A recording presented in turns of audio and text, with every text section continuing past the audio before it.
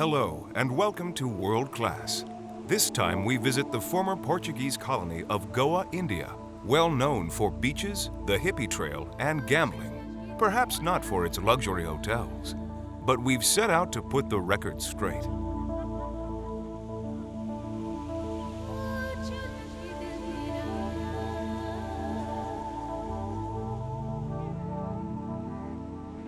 This is an incredible country to visit.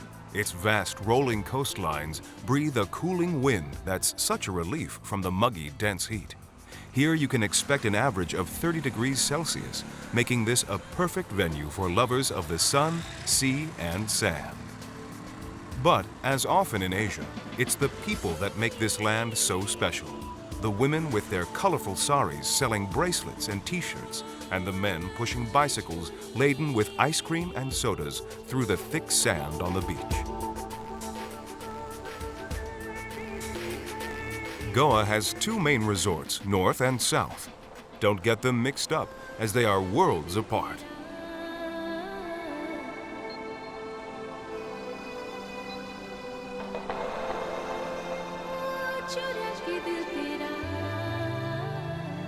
The main visitor season starts in late October and runs through to February. That's when the charter flights bring the pink faces of the British and the stony white, sun-seeking Russians by the thousands, all in search of sun and fun, and of course, that extra hot curry.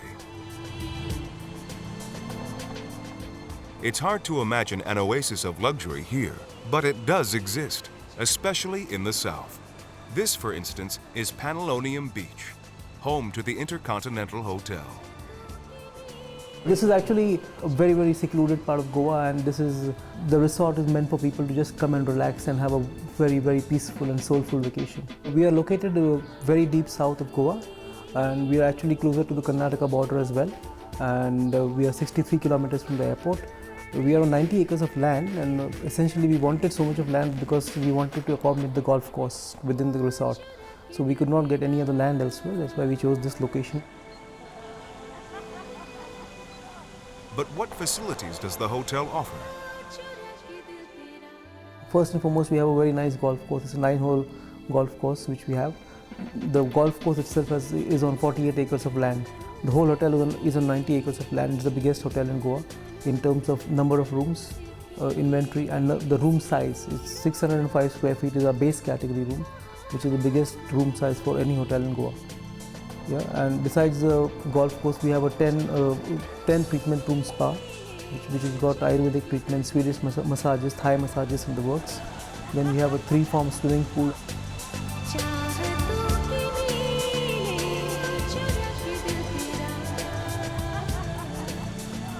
Besides that, we have a very private beach. We got water sports as well. It's a clean beach because our hotel takes care to maintain the beach and to clean it.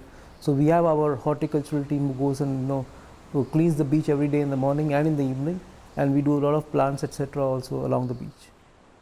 The standard rooms here are the largest in Goa. The idea was to give a lot of space and a lot of space for people to move around and for them to be very, very comfortable. They are very, very spacious. The presidential suite we are sitting in right now is 2,500 square feet. So these were the factors which actually were deciding factors to get this location. For those who need to explore, the local beach is just a 5-minute drive from the haven of the resort. The tourist shops sell wooden handcrafts and warm, almost liquid chocolate bars. Among the inexpensive curios, you will find treasures, perhaps mostly by meeting the locals themselves. It's a very different culture. People here are very fun-loving. They are a bit laid back. They love their culture. They love their beaches. They love the lifestyle. It's very different from the rest of India. People here are, very liberal, if I were to say that. They are very accommodating. They're very warm. They're very gentle, and they're good hosts. Sightseeing is a must to grasp this country. Inland, you will discover the unique smell of the cities, the street chaos, the hustle and bustle of town life, and of course, the food. It was the Portuguese influence in Goa that meddled with the local food, and so invented vindaloo, now a household name in England, yet hardly heard of in the rest of India.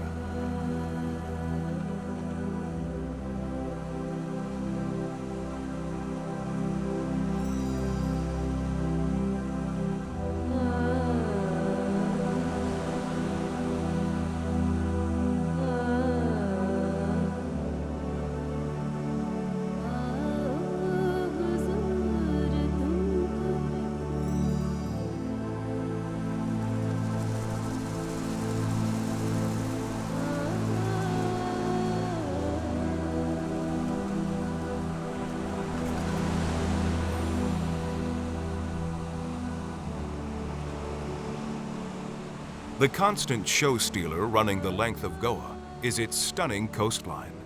But inland, the country's rivers offer a raw tranquility that has to be experienced. Here, the fresh water attracts many different species of wildlife, especially our feathered friends. In just a few minutes, you will spot many different colorful varieties, both small and large.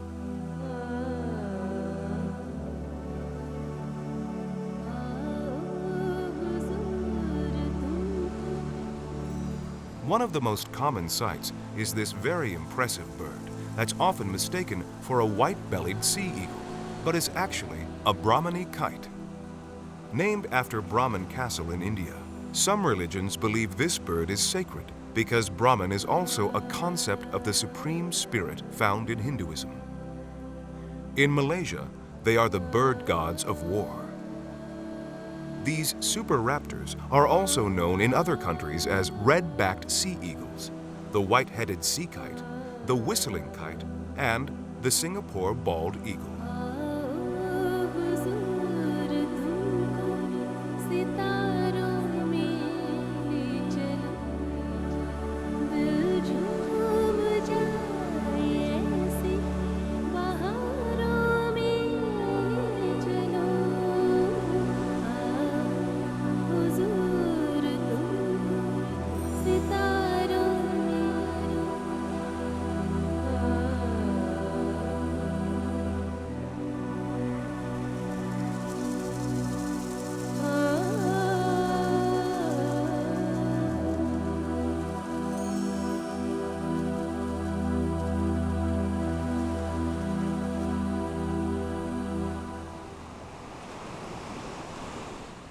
There is a wealth of wildlife in Goa, so much so it's one of the main tourist attractions.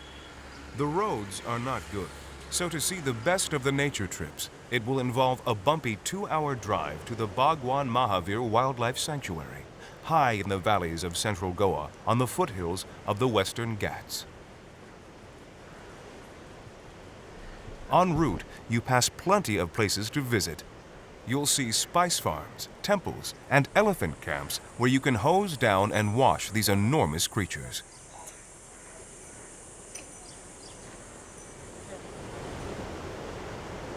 Here you find a very different landscape, 240 square kilometers that's lush green and totally unspoiled. The sanctuary is home to leopards, spotted deer, jungle cats, Malayan giant squirrels, pythons, cobras, and many more reptile species. Although the panthers and leopards do exist, they are so rare you'd probably need a year or two to track them down. There are many wildlife guides who will drive you to the sanctuary, but to find the best, always check with the hotel concierge.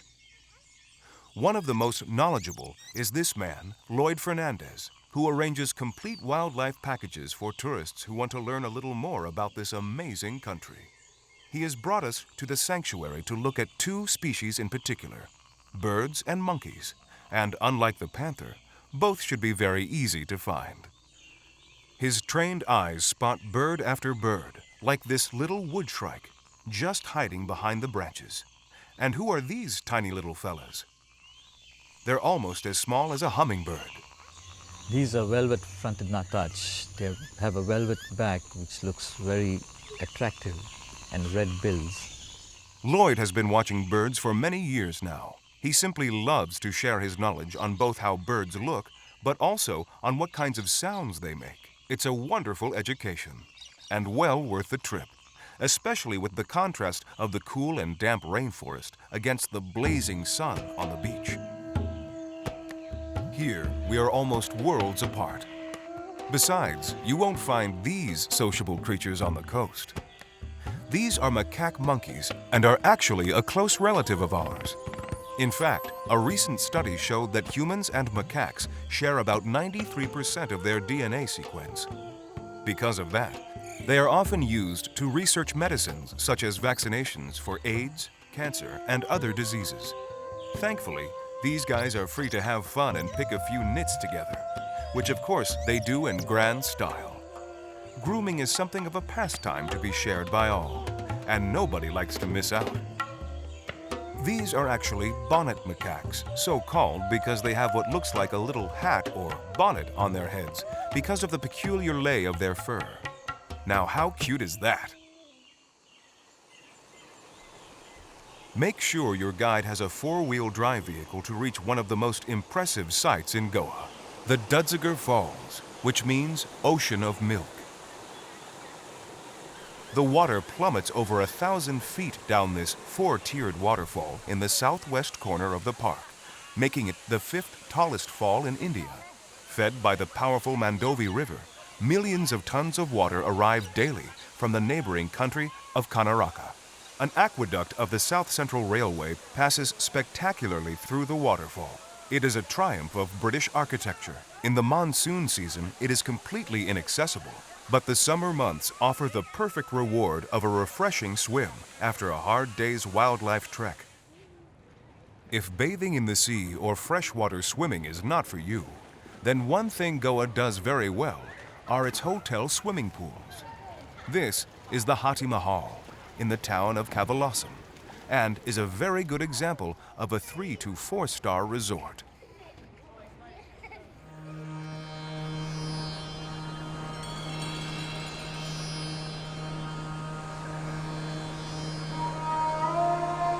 With a little care, Goa can be visited on a budget. For many years now, the draw of images like these have driven its tourism industry to new heights. In general, hotels are cleaner and more comfortable.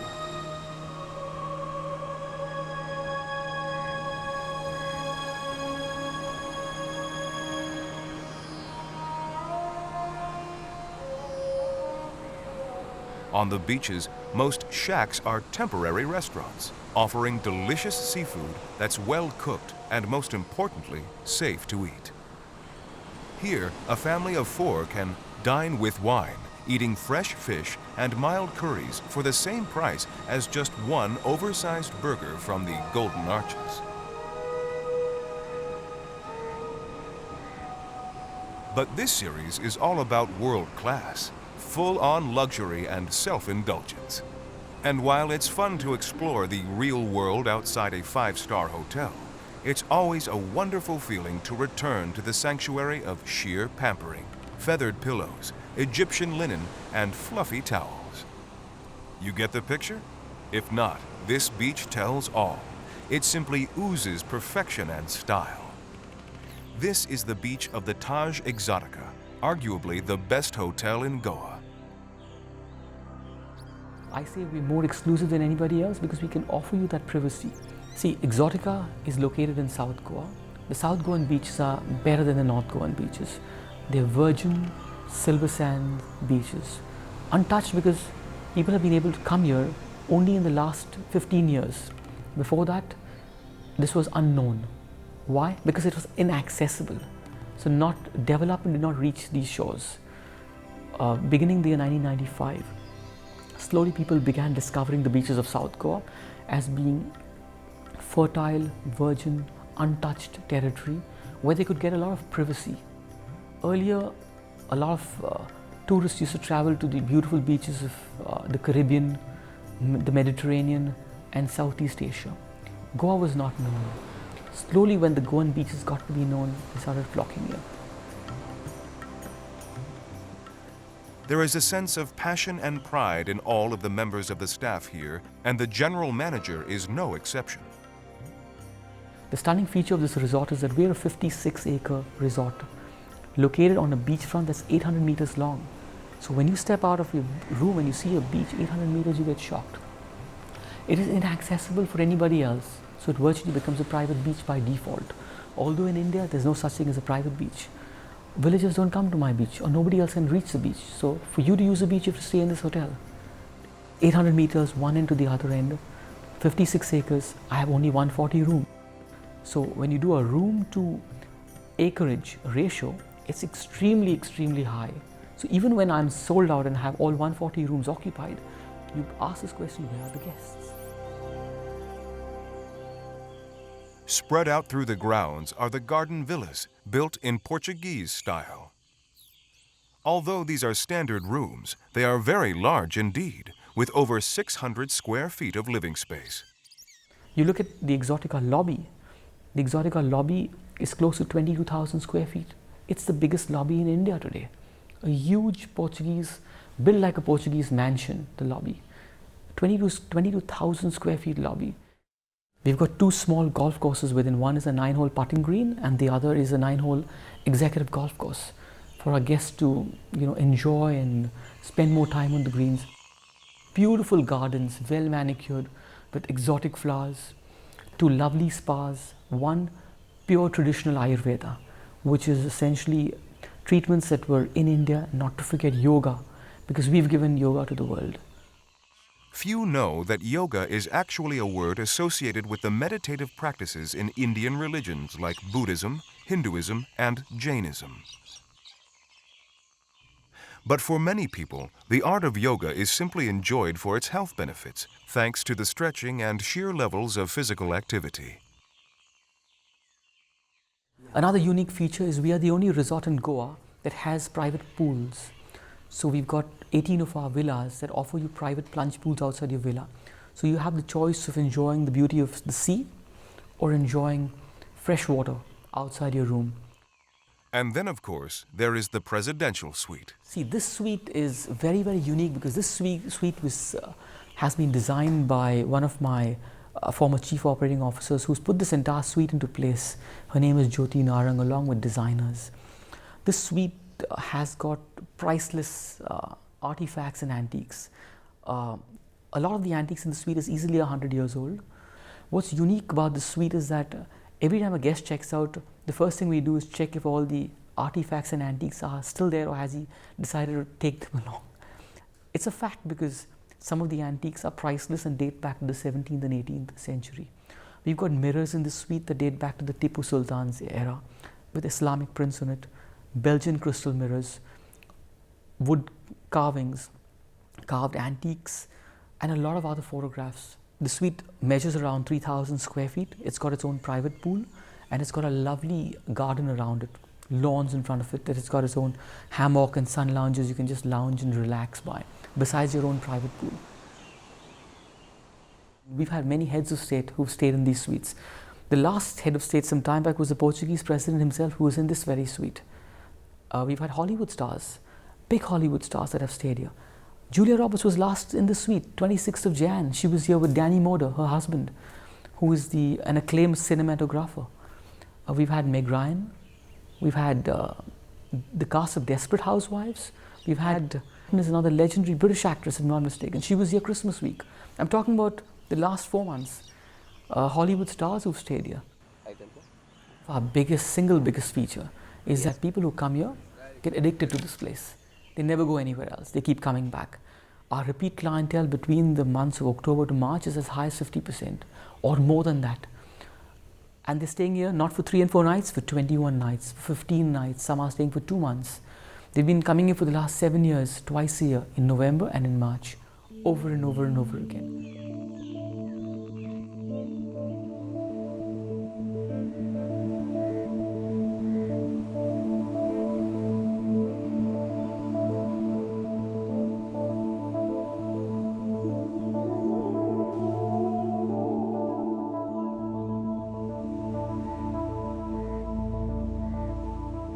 As a destination, Goa is stunning, beautiful beaches.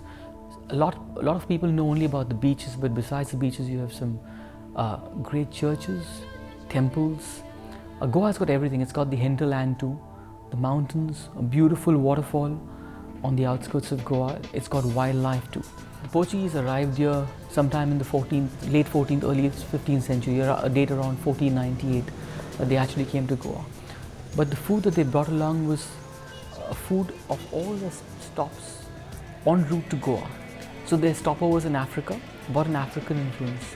So there are items like kafrial, which is an absolutely African origin, because along with them came the African slaves that carried cuisines of Africa to India. And that's the reason how the Portuguese finally reached India, and their food, their dietary habits reached India too. The Portuguese have left long and gone, but their culture still thrives. The people, football was bought by the Portuguese. Goa is known as a big football destination. The easygoing life was bought by the Portuguese. You see the houses, the architecture, the very essence and the fabric of people out here. Very, very Portuguese. At the beachfront, you'll find a very upmarket shack. The Lobster Shack, famed for its grilled lobster with lemon garlic butter. But today, the chef is cooking a real local dish, grilled snapper with fresh vegetables. It's a common misconception that the only food in India is red-hot curries. Actually, the curries in this country are much milder than those served in the Western Indian restaurants. In Goa, the food is very simple, and thanks to the Portuguese influence, often involves a lot of seafood and fresh vegetables. A dish like this can be found right along the coast, and so completely disproves the Delhi belly theory.